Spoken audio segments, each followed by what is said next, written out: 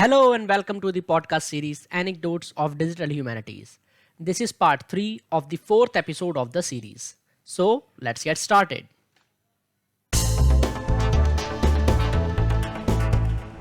Okay, so next we have Abhishek. So, Abhishek, what do you think about the space of digital humanities in India or the future of digital humanities in India? Uh, okay, so as we discuss about the space and the future, right? So it is very evident that future is not possible if there is no space. So let's discuss space first and then jump onto the future in the later section of the discussion, right? So when you say space, Aman, space I essentially mean that see space can be occupied by any number of discipline, right? But how, right? How important is the execution and the operation is going on in that space, that is very important. Now the space that digital humanities has occupied, I tell you something, right? Sometimes I feel the digital humanities was happened out of reluctance of the scholars of conventional humanities.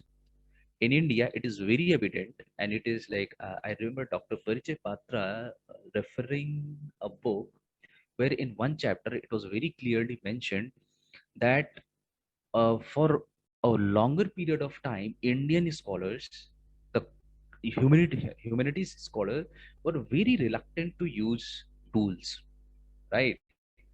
Because there were no expertise, people kind of refrained from themselves from using tools, right? Now, when the digital readiness happened, when people started learning different languages, people started, and when the computer folks started showing the interest in the humanities, right? So what happened? Then the space was created, and luckily, the humanities was lucky to have digital, right? This amalgamation, like this hybridization that happened lately. Let's say, I guess in India, it's not even it's not even 5 6 years, like, right? It's not even a decade, right? And this hybrid discipline, right? I call it hybrid because the humanities embrace digital.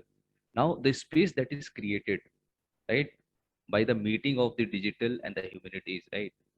And because digital being so robust and being so rapid in nature, and the network and the network effect that comes out of digital, right, is very important, right? Now this is all about this space, right? Because it created a nice space because it embraced digital and digital. See, when you talk about this space now, then other thing also comes is the accessibility, right? How can people access that space? No matter how much space you created, if there is no accessibility, you can't, like, it usually lost its meaning, right? So that's the discussion about this space, right? Coming to the future, right? You see, you have an experience of digital humanities now for a substantial amount of time. You've been in digital, you've been exposed to different people with their theory, with their axioms, and different things, right? You see, every time, every scholar, every subject matter expert is coming and then delving immediately into data, delving immediately into the digitalization or digitization, right? Now, you see, let's say if I have, let's say this, let's say this piece of paper or this book, my four fathers have written this book, right? Now the text is not readable and all. Now we have OCR, we have tools, right?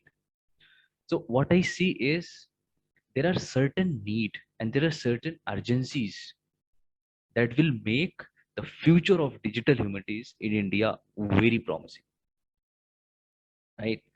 And the other important thing is the way sociology is interacting with digital humanities, right?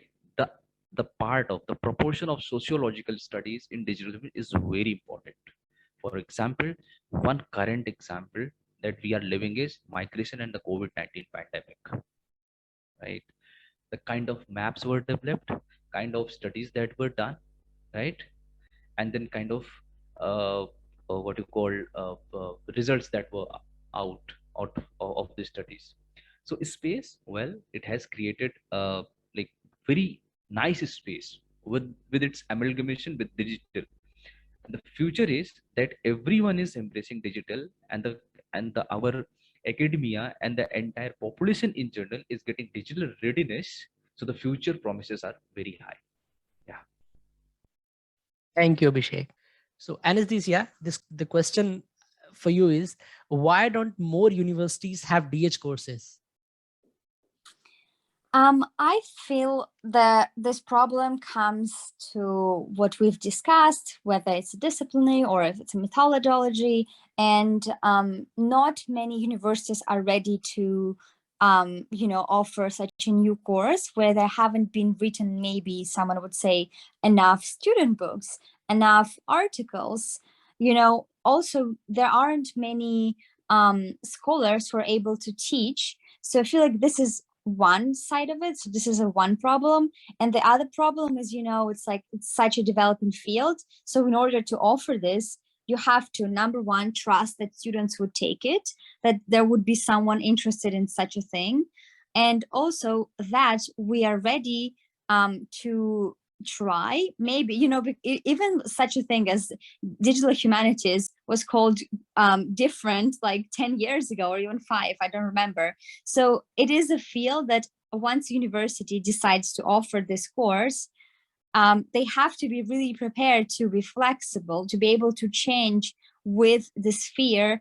And it's not like some of the other courses that's been the same for 100 years, and maybe there has been like obviously changes, but they're not as major as they are happening because technology is evolving every single day. So I feel like it comes to two things. So number one, we need more scholars who are able to teach and understand why DH is important. And also we need universities to have a newer look at the field, and that's why they should offer it. Okay, thank you, Anastasia. Now, since we know that only there are very few universities which offer DH courses, so what do you think? What scholars should DH students look up to? So what they teach us at my university is that follow everyone on Twitter. They say start with your own professors, and then people in the GH community, they all basically know each other. So for example, you can follow my professor, Julian Newman, and then you UCL DH course, and then you go on followers, then you see who retweets, and that's exactly how people interact. So in digital humanities, it is Twitter, I have to tell you. Start with your own professors, then see who they retweet, see who likes their posts, and you'll find someone who resonates with you, who work to look up to. Because I can obviously give you some names, but that's not exactly what you want, because as we discussed today, different scholars work on different things and fields within the digital humanities. So find yours and follow them on Twitter. That's my best advice. Thank you, Anastasia. Thank you. This really helps a lot to all the students who are doing digital humanities and who are planning to do digital humanities. That start finding people within your circle. Thank you so much.